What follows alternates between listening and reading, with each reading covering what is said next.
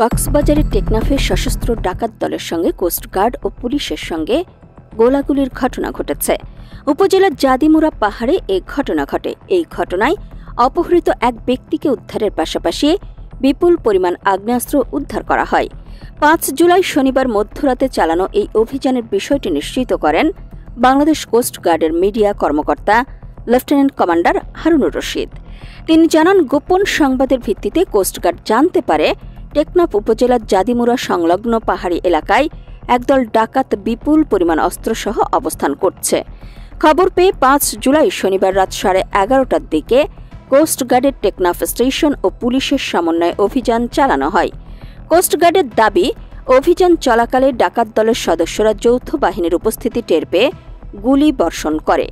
এ সময় আত্মরক্ষায় যৌথ বাহিনীও ফাঁকা গুলি বর্ষণ করলে ডাকাত দলের সদস্যরা পাহাড়ে পালিয়ে যায়।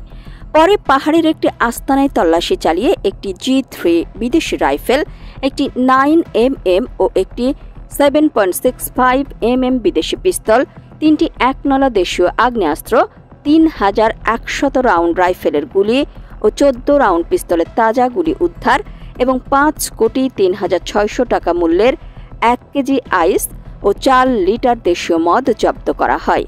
এ সময় একজন অপহৃত ব্যক্তিকেও উদ্ধার করা হয়। কোস্টগার্ডের তথ্য মতে, ডাকাত দলের সদস্যরা পালিয়ে যাওয়ায় কাউকে আটক করা সম্ভব হয়নি। এদিকে জব্দ করা অস্ত্র, গোলাবারুদ ও মাদক পরবর্তী আইনানুগ ব্যবস্থা গ্রহণ এবং উদ্ধার হওয়া ব্যক্তিকে পরিবারের নিকট হস্তান্তরের কার্যক্রম প্রক্রিয়াধীন রয়েছে বলেও জানান কোস্টগার্ড কর্মকর্তা লেফটেন্যান্ট কমান্ডার হারুনুর রশিদ।